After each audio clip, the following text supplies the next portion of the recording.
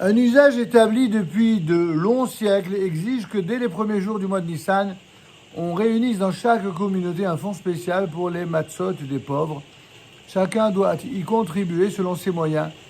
Et cela se traduit en France par un usage qu'on appelle les paniers de Pessah. Et cela doit permettre d'assurer la distribution gratuite des azimes, des matzot, mais aussi du vin, ainsi que de tout ce qu'il faut pour célébrer la Pâque juive, la fête de Pessah.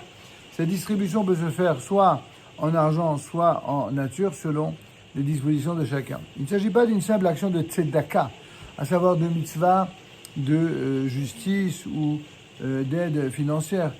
Une mitzvah qui en vérité s'applique toute l'année, comme vous le savez.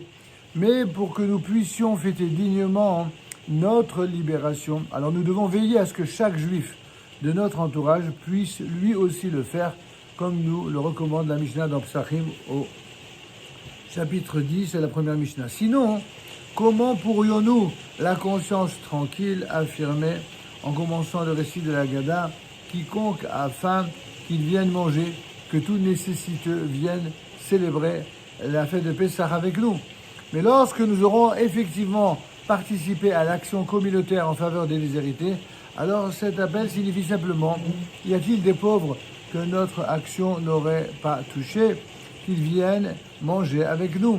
Et c'est ainsi que toutes les communautés juives à travers le monde ont cette mitzvah d'organiser une sorte de distribution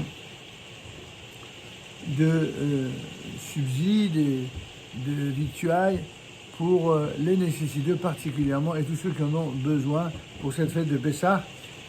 Toute personne de la communauté qui réside dans la ville doit participer à cette action, même les personnes qui consacrent tout leur temps à l'étude de la Torah et qui en principe n'ont pas forcément à contribuer à tous les budgets de la communauté. Ce budget-là, en tout cas, ils doivent y participer.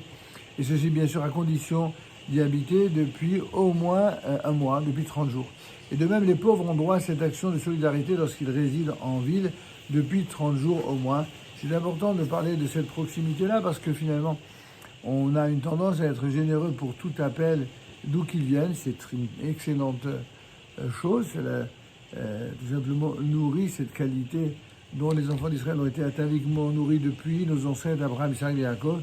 Mais comme dit un dicton bien français, charité bien ordonnée se commence par soi-même. Donc il faut penser d'abord à sa femme et ses enfants, ensuite aux membres de sa famille, ensuite aux membres de sa communauté, ensuite à tous les pauvres et enfin à toute personne qui est dans le besoin, que ce soit évidemment de sa communauté ou d'autres communautés.